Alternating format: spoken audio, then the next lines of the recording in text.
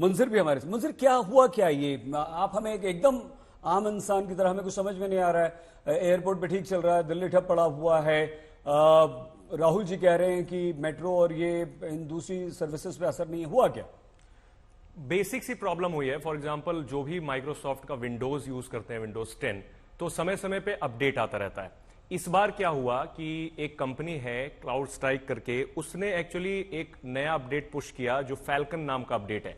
तो वो प्रोडक्ट बनाती है साइबर सिक्योरिटी से रिलेटेड, तो जो माइक्रोसॉफ्ट को सर्विस देती है वो, तो उन्होंने कहा था कि ये जो फैल्कन नाम का अपडेट है इससे साइबर सिक्योरिटी पे काफी अच्छा होगा, अटैक्स नहीं होंगे, साइबर अटैक्स नहीं होंगे, रैंसमवेयर से बच पाएंगे। तो ये एक बहुत बड़ा अपडेट था और 2-3 दिन पहले उन्होंने इस बात की नोटिफिकेशन दी थी कि हम अपडेट पुश करने जा रहे हैं, बट किसी को इस बात की जानकारी नहीं थी कि ये इतना बड़ा फ्लॉ हो जाएगा।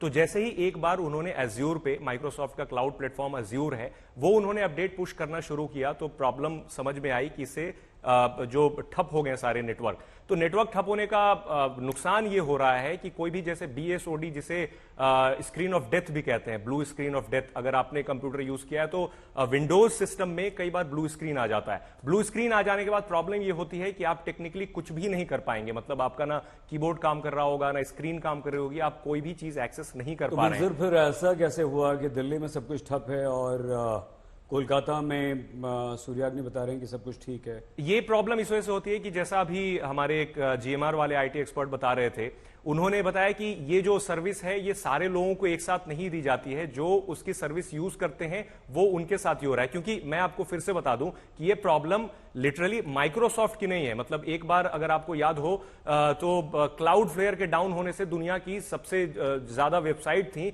वो ठप हो गई थी, तो उसके साथ प्रॉब्लम क्लाउड फ्लेयर की थी। इस बार भी प्रॉब्लम किसी और थर्ड पार्टी एजेंसी की है, माइक्रोसॉफ्ट की नहीं है। बस प्रॉब्लम यह है कि माइक्रोसॉफ्ट उस कंपनी के साथ काम करता है और माइक्रोसॉफ्ट उससे सर्विस लेता है साइबर सिक्योरिटी की, और उन्होंने एक अपडेट पुश किया था, इसके बाद यह प्रॉब्लम आ गई है। और सिंपल प्रॉब्लम है, मतलब ऐसा कुछ टेक्निकल इशू नहीं है, सिर्फ यह है कि जो सिस्टम से काम किया जाता था जहां से टिकटिंग सिस्टम होती थी या फिर जो भी इंटरनल सिस्टम होते थे, उस पर ब्लू स्क्रीन ऑफ डेथ, जिसे BSOD भी कहा जाता है, वो दिख रहा है और लोग उसे एक्सेस नहीं कर पा रहे हैं। प्रॉब्लम यह है कि ये जल्दी ठीक नहीं होगा, मुझे लगता है जल्दी ठीक नहीं होगा, मुंजर बता रहे हैं। और राहुल जी देखिए, ऑस्ट्रेलियन गवर्नमेंट ने इमरजेंसी मीटिंग बुला ली है।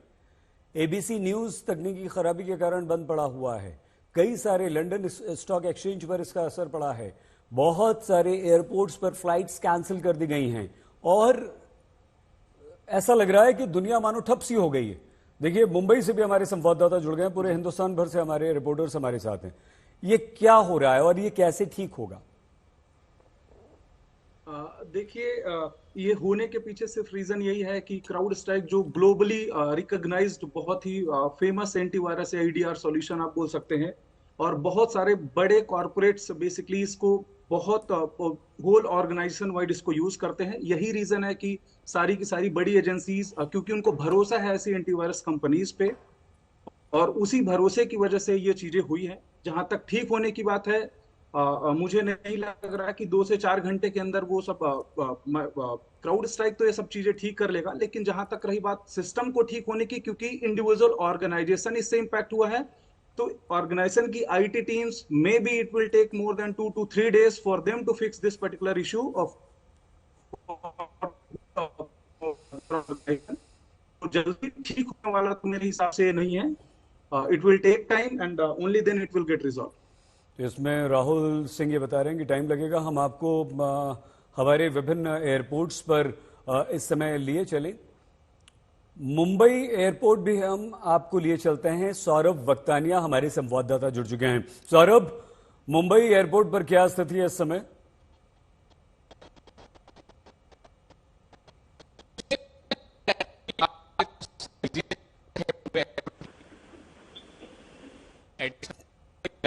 है जो एयरपोर्ट के हमें संपर्क करने में थोड़ी सी तकलीफ हो रही है हमारे संवाददाता सौरभ वक्तानिया से। सूर्याग्नि, एक बार फिर से कोलकाता एयरपोर्ट की स्थिति इस समय? देखिए, जो स्क्रीन जहां पे अराइवल की जो फ्लाइट्स की स्टेटस दिखाई जाती थी, उसका ये अभी फिलहाल हाल है। ये अभी इसके पीछे भी क्या इंटरनेट आउटेज का एक कनेक्शन है कि नहीं, ये कहना सही बहुत ही शायद मुश्किल होगा यहाँ से, क्योंकि हम लोग इसको बहुत ही ऊपर से देख रहे हैं। जो टेक एक्सपर्ट्स है वो ज्यादा बता पाएंगे, लेकिन ये पहले भी एक बार हुआ था बीच में, जब हम यहाँ पे लाइव कर रहे थे। यहाँ पे ही आप देख पाओगे कि यहाँ पे फ्लाइट्स की जो स्टेटस है वो आती है, और यहाँ पे कई सारे फ्लाइट्स थी जिसको डिले कर दी गई थी किसी कारण के वजह से। अभी फिलहाल जो समझ में आ रहा है कि कारण वही है कि क्योंकि सब कुछ फिलहाल मैनुअली करना हो रहा है, तो उसमें फ्लाइट में बोर्डिंग में भी टाइम लगता है, तो जो प्रोसेस है वो कहीं ना कहीं 1 घंटा के आसपास डिले होता जा रहा है। लेकिन दूसरी चीजें भी जो हमने देखी है, यहाँ पे मूवमेंट जो है, यहाँ पे जो सवारी है उनके ट्रैफिक की, वो फिलहाल ठीक लग रही है, क्योंकि यहाँ पे बाहर तो कोई कायोस्क नहीं है जहां से आप बोर्डिंग पास निकाल पाओ। जो भी है, जैसे मैंने कहा, अंदर ही है।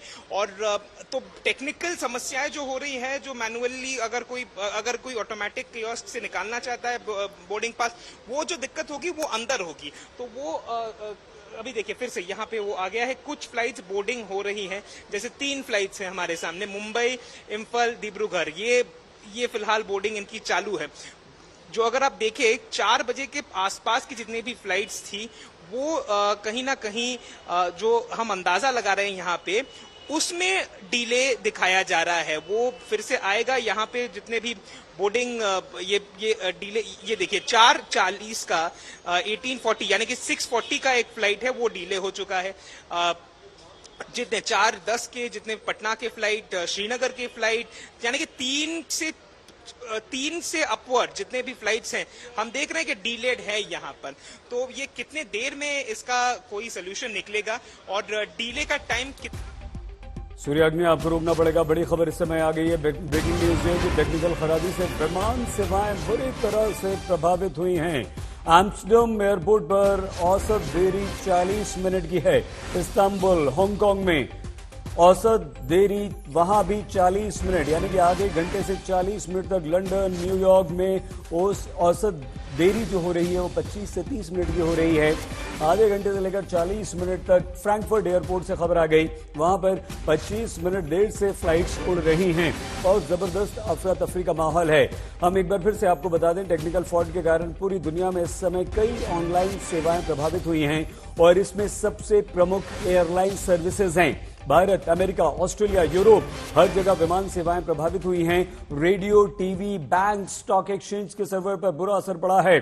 टेलीकम्युनिकेशन सिस्टम प्रभावित हुआ। लंदन स्टॉक एक्सचेंज ठप पड़ गया। सुपरमार्केट्स पर असर पड़ा। एयरपोर्ट पर बोर्डिंग पास मिलने में परेशानी। हैंड रिटन बोर्डिंग पास जारी किए जा रहे हैं। मुंजिर, इसके अलावा जो कॉर्पोरेट्स हैं, वो कौन कौन से कॉर्पोरेट्स हैं जिन पर इसका असर पड़ सकता है, और वो कौन कौन से इंडिविजुअल्स हैं जो इससे आज प्रभावित इस समय हो रहे हैं?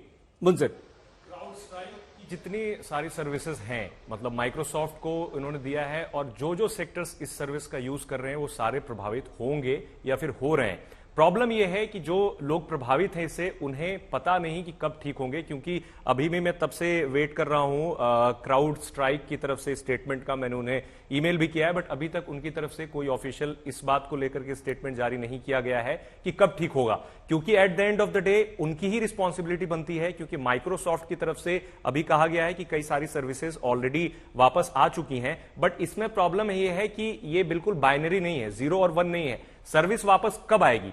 फॉर एग्जाम्पल, किसी भी कंप्यूटर में जब एक बार अपडेट आता है तो उसको रिवर्स होना पड़ता है उसे ठीक होने के लिए। तो अपडेट रिवर्स होने के लिए हो सकता है कि कंपनी सभी एविएशन को या फिर जो भी सेक्टर प्रभावित हुए हैं उन्हें ये बोले कि सारे लोग अपना अपना जो सिस्टम है या फिर सारे नेटवर्क को अपडेट रिवर्स करना पड़ेगा, जो कि पुराना वाला अपडेट पुश हुआ है उसको वापस करना पड़ेगा। अगर मंजूर कोई इस तरह की बात नहीं आ रही है तो इसका कारण क्या है?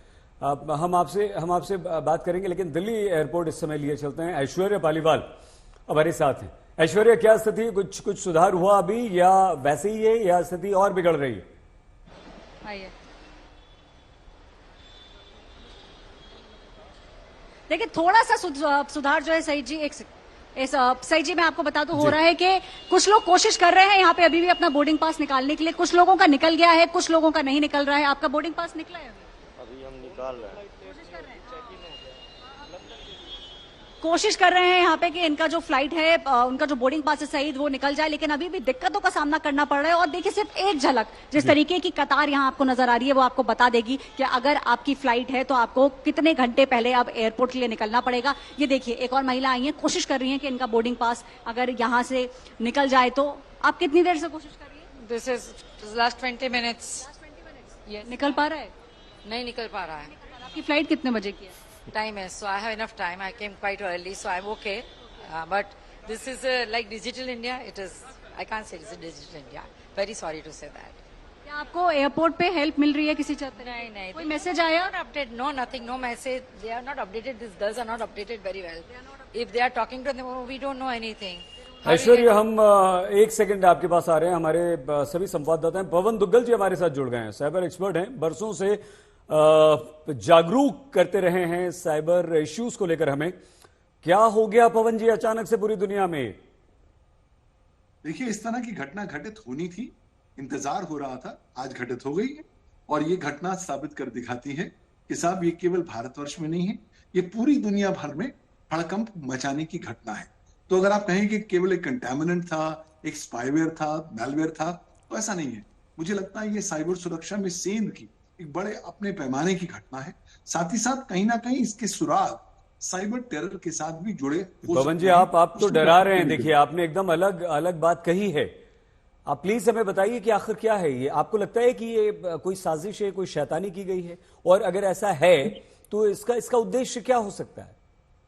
देखिए, क्योंकि इस तरह की घटना पूरी दुनिया भर में हुई है, तो उद्देश्य अगर आप देखें तो उद्देश्य बहुत क्लियर था इस घटना का, कि लोगों के हृदय में डर और पैनिक फैलाए।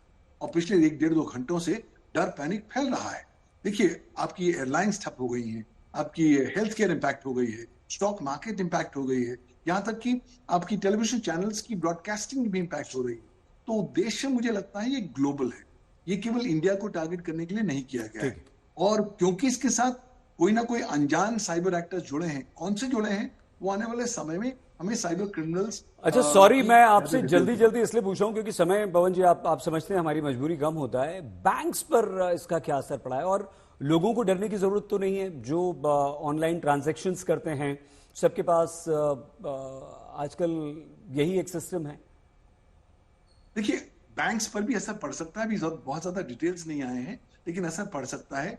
अगर आप इसके दरमियान अपनी ट्रांजैक्शंस फिलहाल कुछ देर के लिए रोक दें तो अच्छा रहेगा। ऐसा ना हो आप ट्रांजैक्शंस करें और फिर ट्रांजैक्शंस पूरी तरीके से कामयाब ना हो पाए, तो कहीं ना कहीं आप पैसे खोने की कगार में भी रह सकते हैं। तो देखिए, जब तूफान आता है ना, कहते हैं कि जमीन पर लेट जाओ, तूफान चला जाएगा, फिर खड़े होकर चले जाना। तो ठीक इसी प्रकार की सावधानी अपने यूजर्स को फिलहाल अडॉप्ट करनी चाहिए। लेट अस अंडरस्टैंड कि हो क्या रहा है, ये किस तरह की एपिसोड है, और उसके बाद हम अपनी ट्रांजैक्शंस करें तो अच्छा रहेगा। लेकिन इसका इम्पैक्ट बैंकिंग ट्रांजैक्शंस पर भी हो सकता है, बैंकिंग इकोसिस्टम पर हो सकता है, स्टॉक मार्केट पर हो सकता है। इसलिए सावधान हो जाइए। जब तक ज्यादा क्लैरिटी नहीं आती तब तक आप अपनी अगर डिजिटल ट्रांजैक्शंस को ना करें, मुलतवी करें, पोस्टपोन करें तो अच्छा होगा।